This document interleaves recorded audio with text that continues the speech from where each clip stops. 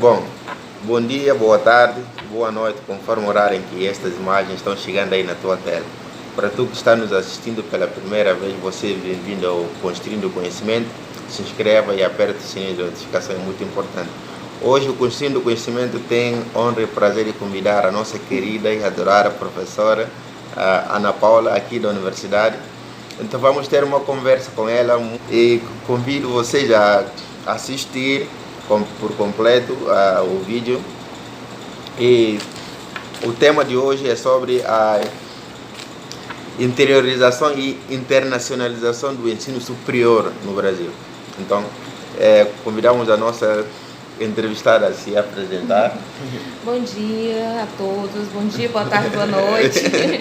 Então eu queria agradecer o convite do Juvenal para estar aqui conversando com vocês, né? Vai ser... É um prazer sempre conversar com o Juvenal, esse poço de alegria, né? E de vontade de interagir. As políticas públicas de ensino superior, né, dos últimos anos para o Brasil, fazendo uma crítica também. É necessário que a gente faça crítica para poder a gente avançar. A gente não consegue avançar se a gente não conseguir reconhecer o que foi feito até o presente momento. Então eu vou fazer crítica sim, vamos preparar os nossos corações. Ela é professora de letras aqui da Unilab, Universidade de Integração Internacional Afro-Brasileira. E estou coordenadora do curso nesse momento, tá certo, gente? Aí eu também desenvolvo uma pesquisa que trabalha com a transformação de identidade de 3 gerações de mulheres brancas, negras e indígenas. Isso começou na minha tese e aí a gente descobriu que não existiam 3 gerações de mulheres indígenas que tinham feito o ensino superior e a gente trabalhou com 3 gerações de mulheres brancas completo, né? A pesquisa conseguiu 4 grupos familiares de mulheres brancas e não conseguiu mais de 2 grupos familiares de mulheres negras. E aí as mulheres negras, elas responderam os questionários de forma independente, porque era a primeira geração de mulher negra que estava entrando na Universidade Brasileira, aqui no estado do Ceará. Não sei se outros estados eles vão ter um perfil diferenciado, né? Talvez na Bahia, no Rio de Janeiro, a gente possa ter um perfil diferenciado. Mas no estado do Ceará, nós passamos 1 ano e meio procurando, entrando em contato com movimentos sociais e a gente não conseguiu grupos familiares completos em que a avó, a mãe e a filha negras tivessem conseguido terminar um curso de graduação. Mesmo considerando a possibilidade da avó ter feito o normal. Porque durante muito tempo o normal foi considerado um diploma que autorizava ser professora. E aí depois isso foi substituído pela obrigatoriedade do diploma de pedagogia, né? Então a gente não conseguiu.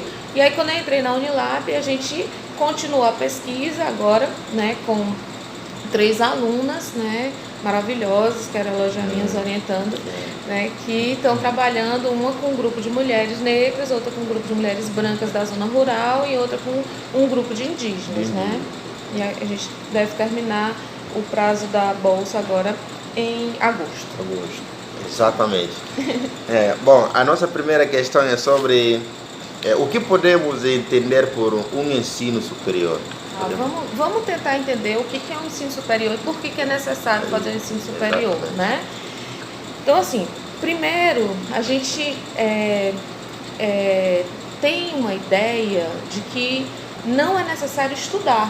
Né? Que digno é apenas trabalhar.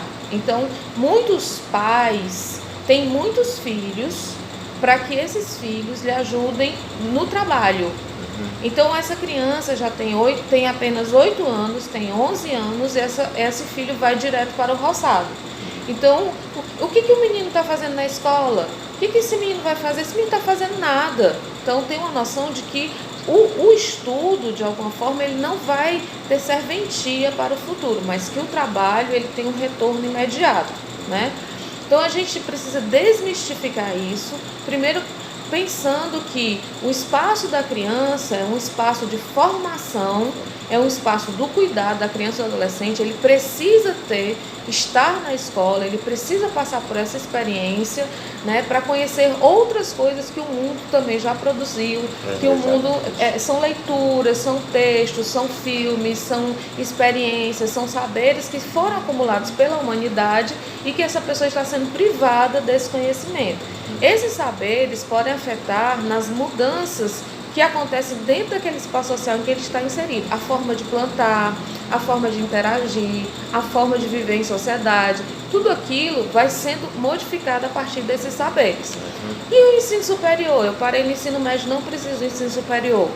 Você vai fazer o curso normalmente que vai ser necessário, ou que você tem mais afeto, ou pela questão da oportunidade, né, de trabalho, porque aquele curso vai ser necessário naquele ambiente em que você está inserido. Então, por exemplo, eu estou num ambiente em que não tem médico, em que não tem enfermeiro, em que não tem hospital. Então, eu gosto disso e vou fazer enfermagem, né?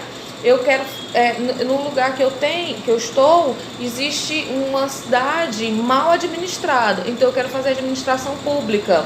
Não é porque você está no local pouco desenvolvido que você vai fazer agricultura. Não, você vai fazer administração para que esse lugar, não é isso, Juvenal, se desenvolva e crie outros postos de trabalho, outras formas de interação. Então você não vai se limitar apenas a aquele conhecimento daquela necessidade mais imediata. Você vai pensar na transformação do espaço social em que você está inserido. Você vai voltar para o seu país, você vai voltar para a sua cidade e vai dizer: a minha cidade, meu país, ele pode ser melhor, e eu trago conhecimentos, eu trago saberes que a universidade me proporcionou. Então o ensino superior, ele te proporciona conhecer outras visões de mundo, outros saberes. Não quer dizer que você vai conhecer só um único saber. Então, existem algumas pessoas que dizem assim: porque você vai entrar na universidade, vai ter um tipo de professor.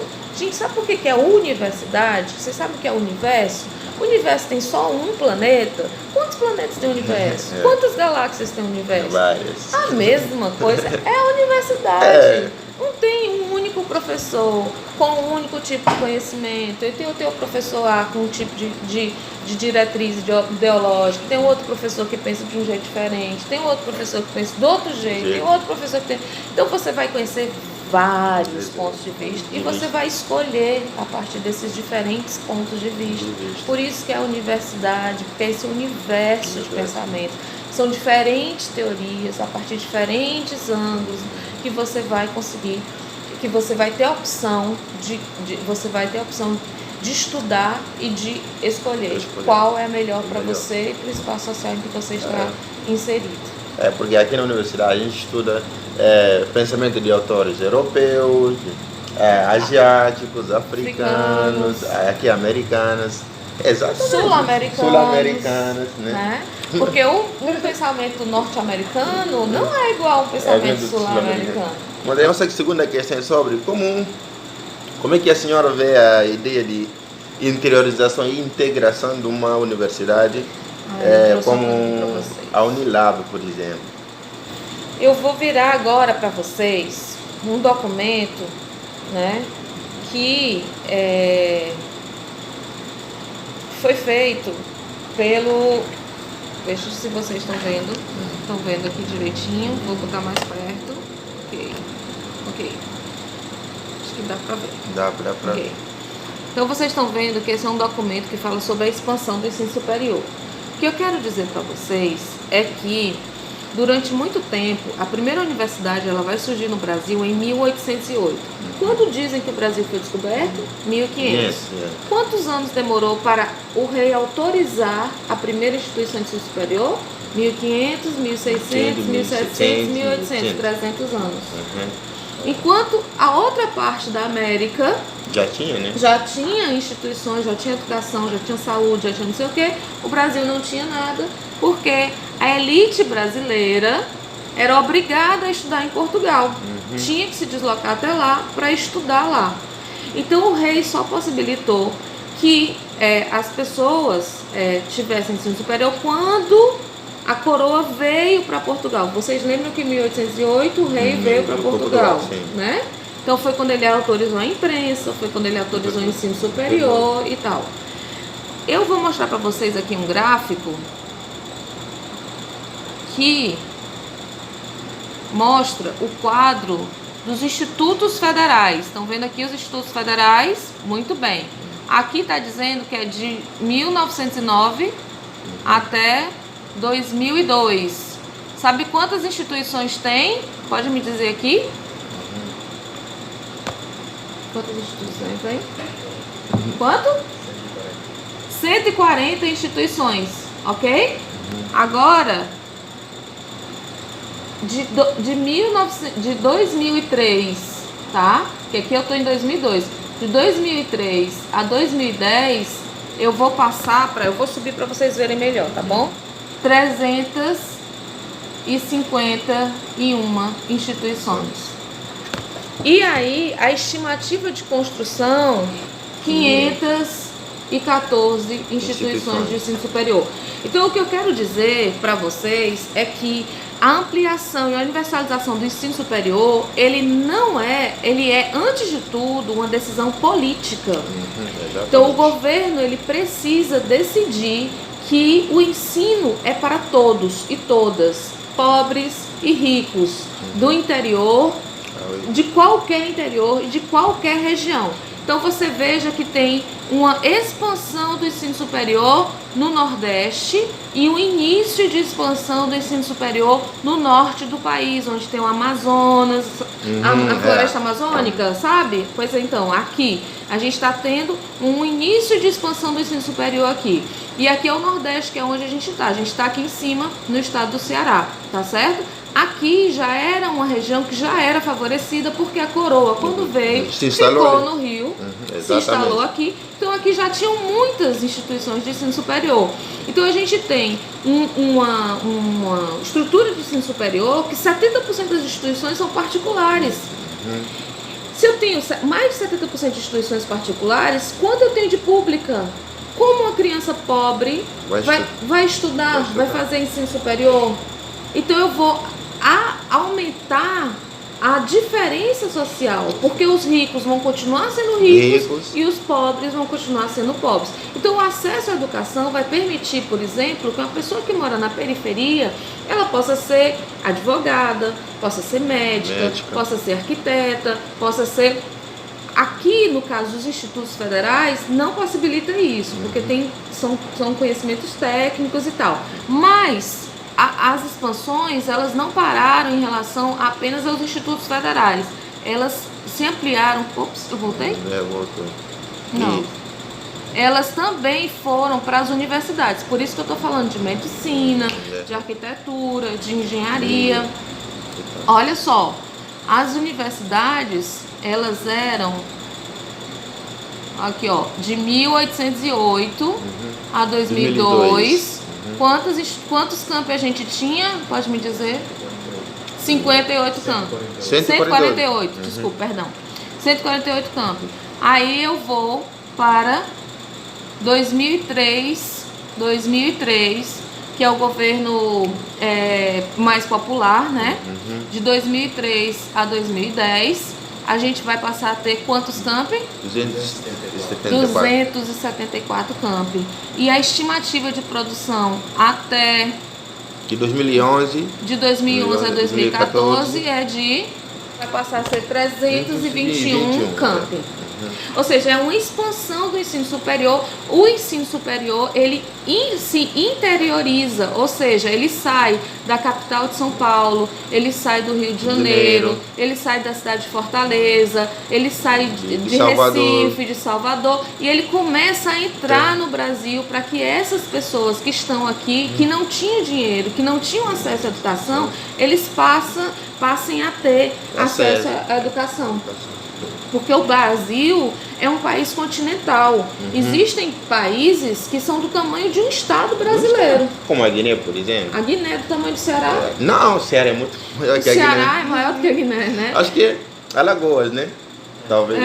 Do tamanho de Alagoas. Pois é, então o Brasil é um tamanho continental, assim, é um continente inteiro, gente, não tem como. Então, se você não fizer o processo de interiorização, você está tirando dessas pessoas o direito, né, do acesso à educação. Tá? Então, isso é uma política pública educacional que favorece pessoas que são menos que têm uma renda menor. Para você ter uma ideia, eu tive numa audiência pública na Assembleia Legislativa do Estado do Ceará no mês passado, e o reitor da Universidade do Cariri falou que o perfil dos universitários mudou significativamente, de tal forma que mais de 60% dos seus alunos têm renda, da família dos seus alunos tem renda no valor de um salário mínimo. Ou seja, os alunos da universidade não são os alunos ricos, entendeu? É um outro perfil de aluno que está entrando na universidade. Por exemplo, aqui no Unilab, por exemplo, a maioria dos estudantes não tem, os pais não têm nenhum, outros não têm nenhum salário mínimo. Tem pais que são analfabetos, que nunca estudaram. Entendeu? Exatamente. Se a gente for fazer essa pesquisa que eu estou fazendo no meu projeto, né, para avaliar quais são os pais de vocês, os avós que fizeram faculdades, muitos de vocês não têm pais. Não tem pais, sequer pais que tenham feito graduação. Vocês são a primeira geração que estão entrando na universidade. Provavelmente as transformações sociais não vão acontecer na vida de vocês, mas os seus filhos já vão sentir o impacto disso. Você já vai criar o seu filho de uma forma diferente, você já vai exigir mais direitos da sociedade, né, do lugar em que você está. Então, é necessário, é fundamental que a gente tenha um processo de interiorização, tá? Para que a gente garanta melhores condições de vida para toda a população brasileira. Então, a nossa próxima questão é sobre qual é a característica de uma universidade que é interiorizada e internacionalizada, caso do Unilab. O Unilab é uma universidade, para todo que não sabe, internacional, interioridade internacional também, porque aqui está todos os países de CPLP, Comunidade dos Países da Língua Oficial Portuguesa. Então, será que a Unilab se enquadra nesses parâmetros, né? Até tanto na seleção dos professores, essas coisas assim, entrada dos estudantes internacionais que vêm para cá? Sim. Olha só, na verdade a gente tem muitas universidades que trabalham, como eu mostrei para vocês, com processo de interiorização, mas a gente tem 2 universidades com perfil de interiorização e internacionalização, certo? Que é a UNILA, que é a da América Latina, né, que fica lá na Foz do Iguaçu, e a Unilab. A Unila é mais antiga, do que a Unilab, inclusive. A Unilab, vamos falar do Unilab, deixar a Unila, boa sorte Unila, tudo de bom pra vocês. Vai dar certo, vamos acreditar que vai dar tudo certo, vocês vão permanecer aí, porque é importante para o país que existam universidades internacionais, com perfil de internacionalização. E aí a gente tem a Unilab, né? A Unilab, deu certo o projeto, assim, muita gente pergunta. Não dá pra gente dizer se deu certo ou não deu certo quando a Unilab, ela não tem 10 anos de existência. Né? É muito novo, né? É um projeto muito ousado e é um projeto muito novo que passa por muitos desafios, infinitos desafios, assim, todo dia é um desafio diferente. Você sabe disso, né? A gente sabe, né? Pois é. Mas por que ele é um projeto necessário? Primeiro porque a internacionalização faz a gente dialogar com o povo fundador, né, do Brasil, né? Quem somos nós? De onde nós viemos? Exatamente. O povo brasileiro vem de onde? O povo brasileiro vem da África, o povo brasileiro vem da Europa, o povo brasileiro é do povo que já estava aqui no próprio continente. Então, o povo indígena que estava aqui tem que ser reconhecido e tem que ser, de alguma forma, os danos que nós causamos pelas infinitas mortes das pessoas que estavam morando aqui, pelo apagamento da língua, pelo apagamento da cultura, de alguma forma a gente tem que pedir desculpas por tudo que aconteceu historicamente, né? E também ao povo africano. Mas, né, para aqueles que não acreditam na desculpa, porque existem pessoas que não acreditam, né, que houve violência, que as pessoas vieram de bom grado, morrer aqui, trabalhar de graça aqui, é importante que a gente diga que existe um processo de negociação. Os países da CPLP, Comunidade de Países de Língua Portuguesa, eles têm, assim como os países de língua inglesa estabelecem um acordo comercial para fortalecer a língua inglesa e fortalecer o país do norte, os países de língua portuguesa, eles também se articulam. Por que as pessoas querem desarticular isso? Por que tem interesse comercial na desarticulação disso? Pensem nisso, ok? Então, existe articulação comercial, existe um valor político, né, das políticas linguísticas que estão sendo estabelecidas entre os países de língua portuguesa, mas existe também um valor comercial nas transações que acontecem entre os países de língua portuguesa. E dar, né, o que foi colocado como texto fundador da Unilab, 50% das vagas para os países internacionais é muito pouco, né, em relação a todos os ganhos comerciais que acontecem nessas negociações.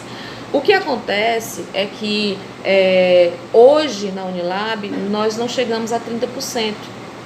Eu não sei qual o perfil dos nossos alunos, eu não sei se a gente está com 20%, 25% de alunos internacionais, né? Mas certamente nós não temos mais o perfil 50% de brasileiros, 50% de internacionais, que era o projeto fundador da Unilab.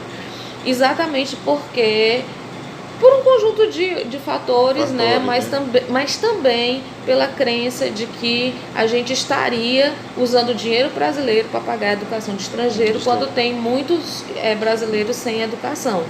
Sem entender que isso é uma política de internacionalização. Para além de uma política de educação, ela é uma política de relação internacional. E não se está considerando isso, né? Pois muito bem. A Unilab tem chance de dar certo, provavelmente com esse governo que não tem a compreensão. Eu lamento muito, né, ter que dizer e ter a consciência, né, de ter que dizer isso, né, sofrendo inclusive a possibilidade de alguma crítica por parte do próprio governo, mas é lógico, né, assim, é como ele se posiciona. E eu acho que é inevitável a gente dizer isso, né? É inevitável você dizer assim, esse atual governo brasileiro de 2019, ele não compreende como isso é importante, ele não compreende as políticas internacionais. Então, eu temo muito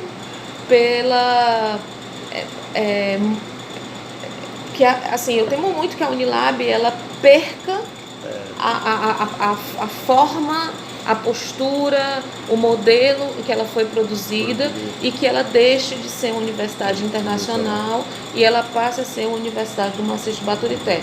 Ela é uma universidade que se interioriza, gente, ela é uma universidade que se interioriza. Nós temos alunos de Maranguape, de Pacatuba, de Pacuti, de Guaramiranga, de Fortaleza, de Baturité. Nós temos de Palmácia, nós temos alunos de diferentes... Cariri também. Sim, nós temos de Caridade, de Canidé. Nós temos alunos diferentes municípios que estão vindo para cá, inclusive de outros estados. De outros estados, conheço, tem muitos de São Paulo que está aqui, Pois de Rio é. de Janeiro, eu conheço. Sim. Pois é. Então, assim, nós estamos passando por um processo de interiorização e internacionalização de uma riqueza cultural que eu não conseguiria descrever no pouco tempo que a gente tem.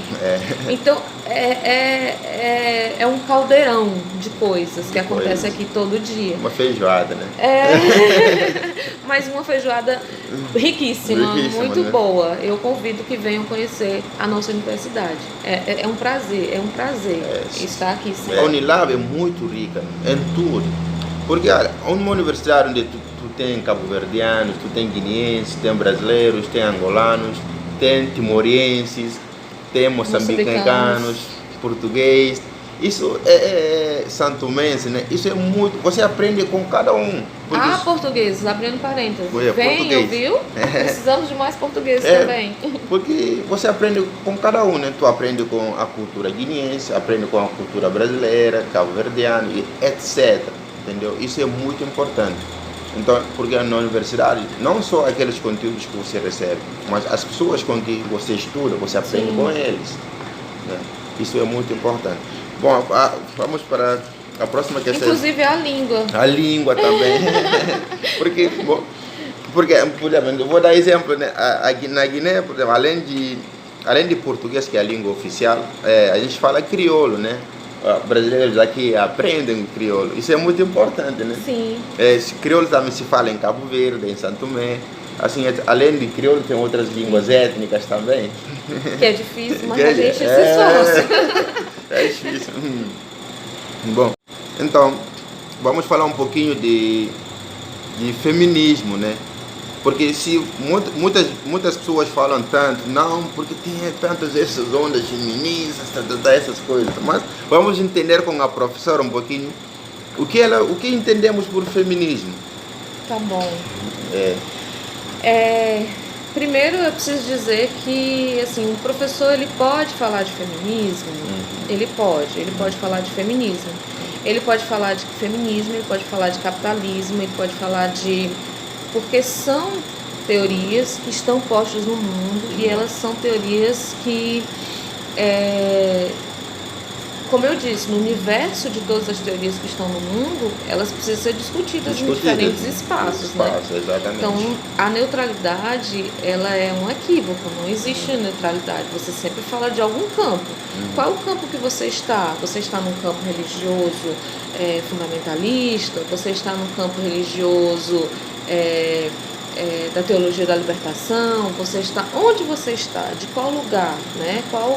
Qual a sua consciência social? Né? De onde eu preciso saber, porque desse lugar de fala você vai estar entranhado do seu espaço social, das relações sociais que você tem, das experiências de vida que você tem, falando de uma forma bem grosseira e simples, tá certo? Espero que vocês estejam entendendo, né? É o que eu estou colocando aqui para vocês. Então, todas essas questões, elas perpassam as nossas escolhas.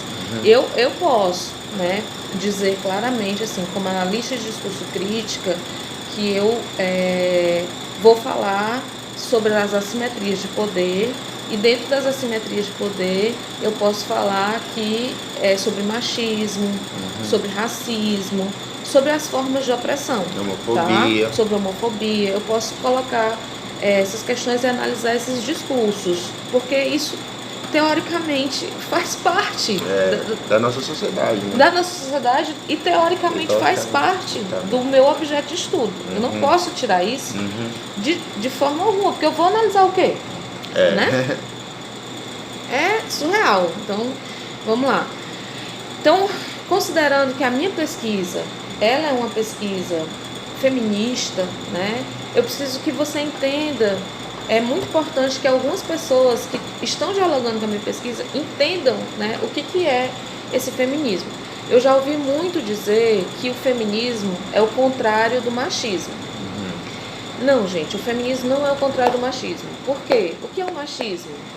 É a sobreposição do homem, é o poder do homem. O homem tem mais poder do que a mulher, não é isso? Então, o homem, no estado patriarcal, manda na mulher. Então ele se sente o dono do corpo dela, ele se sente dono de toda a estrutura familiar, ele dá a última palavra.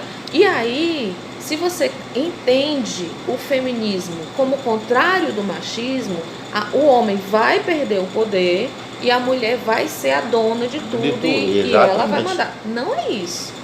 O contrário do feminismo, do machismo, é o femismo. É o femismo, em que a mulher passa a dominar. O feminismo é uma sociedade em que homem e mulher juntos cuidam das coisas. Então, homens e mulheres trabalham nos mesmos postos e ganham o mesmo salário.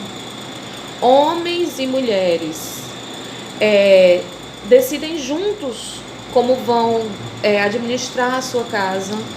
Homens e mulheres juntos cuidam dos seus filhos, dividindo as tarefas de noite. De noite só a mulher levanta, de noite só a mulher prepara o leite, só a mulher cozinha, só a mulher limpa a casa.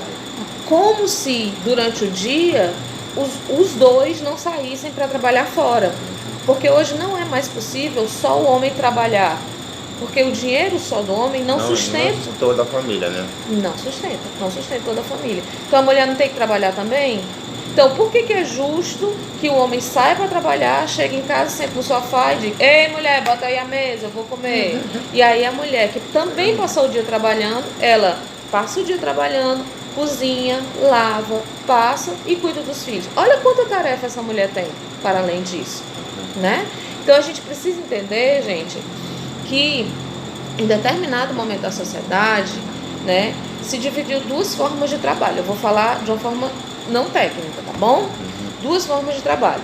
Um trabalho que foi relacionado à indústria, em que o homem, em geral, realizou e esse trabalho foi remunerado, e um trabalho do lar que passou a ser entendido e cuidado como o amor da mulher, o cuidado, o afeto. A mulher que não cozinha bem, a mulher que não cuida bem dos seus filhos, não é mulher, não está realizando isso direito.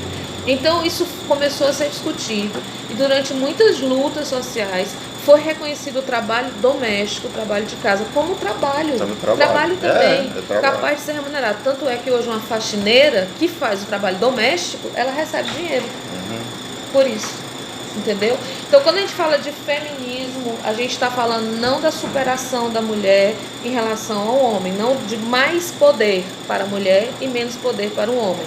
A gente está falando da igualdade de poderes numa sociedade justa, né, em que homens e mulheres tenham acesso aos mesmos salários, tenham acesso aos mesmos direitos, tenham iguais condições de vida. O homem e a mulher, como seres humanos, têm direito a ter os mesmos direitos, né? Os mesmos direitos. Essa é a luta. Direito a votar, direito a trabalhar. Durante muito tempo, Juvenal, sabe o que acontecia aqui no Brasil? Para a mulher trabalhar, o homem tinha que assinar uma carta para o patrão dela, autorizando a mulher a trabalhar. Eu lembro. Você lembra daquele teste que nos deu, né? Sim. Exatamente isso.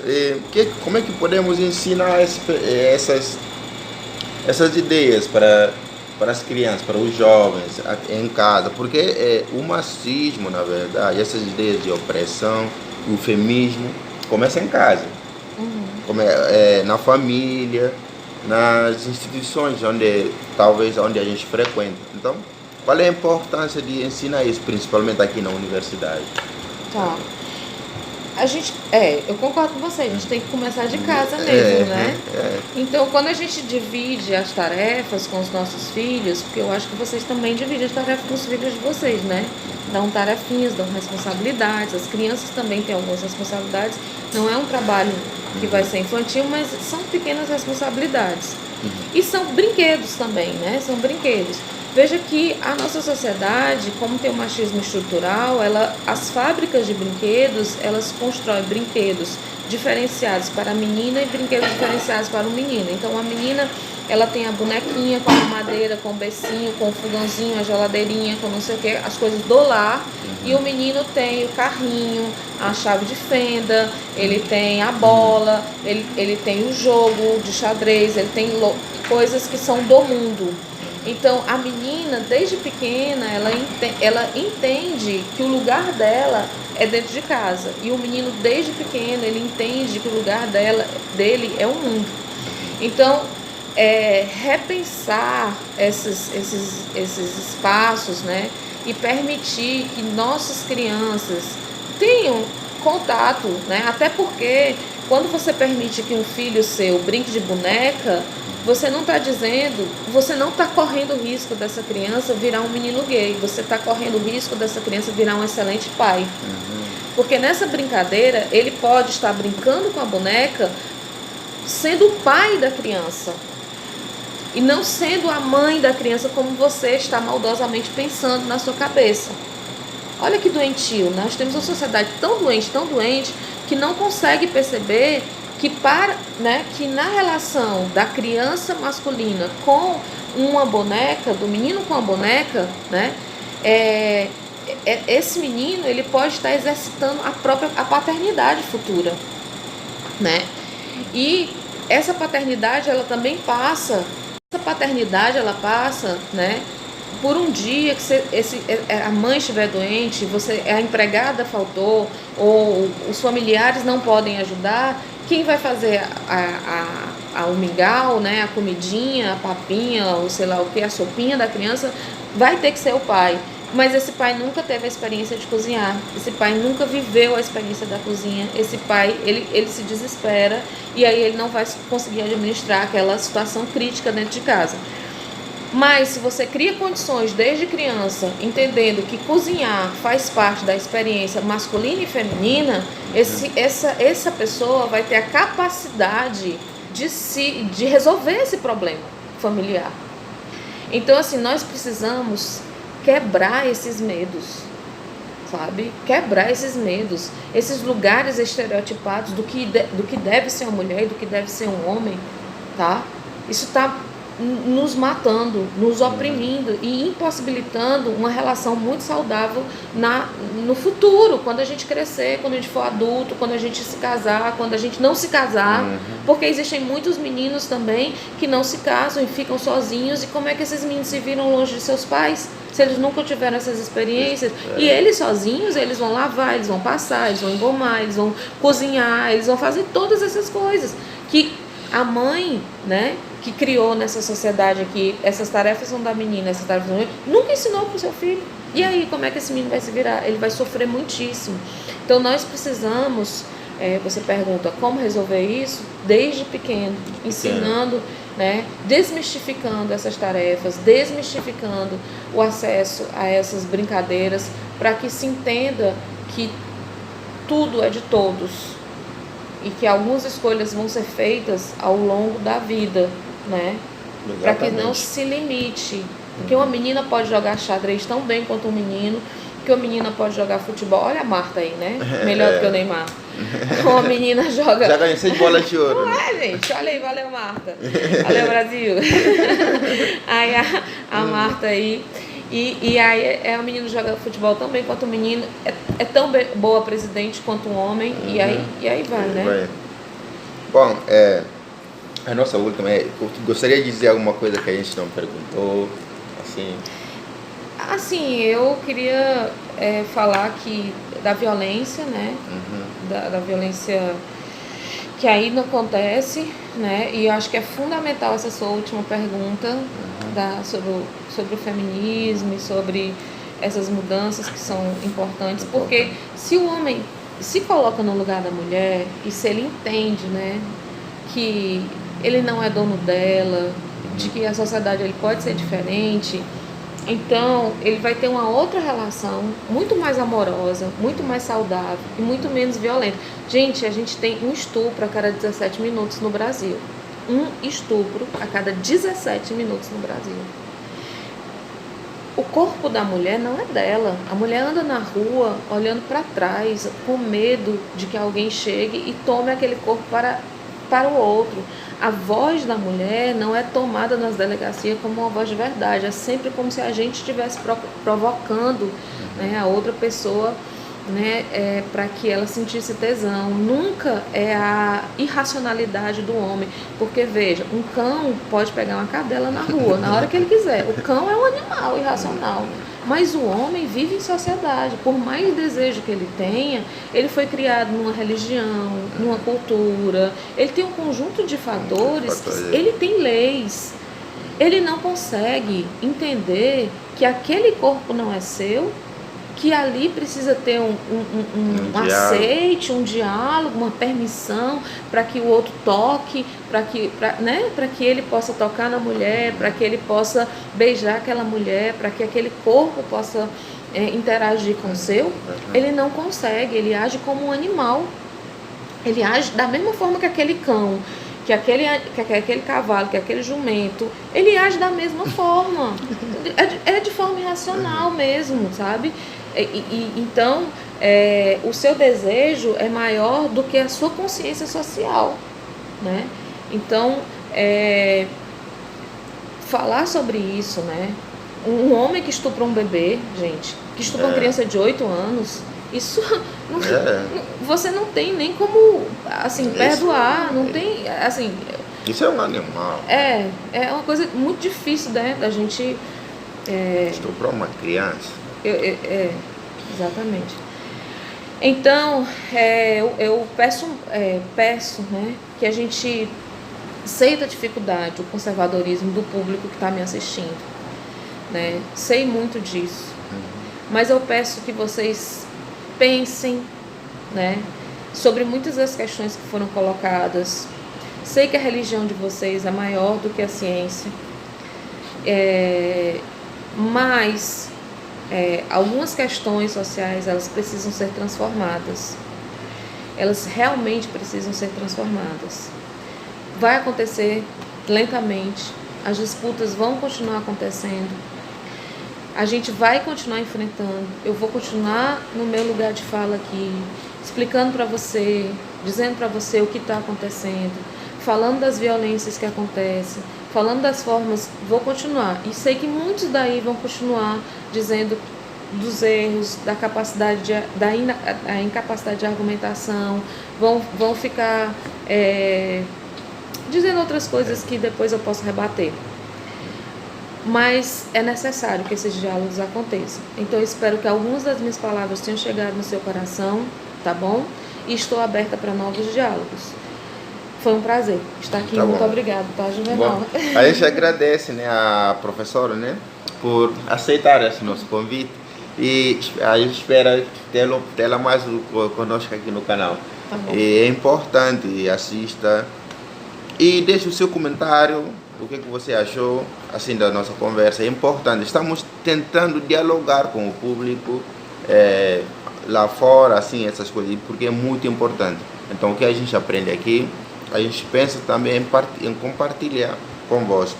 Então, muito obrigado para tu que nos assistiu até o final. A gente agradece a professora.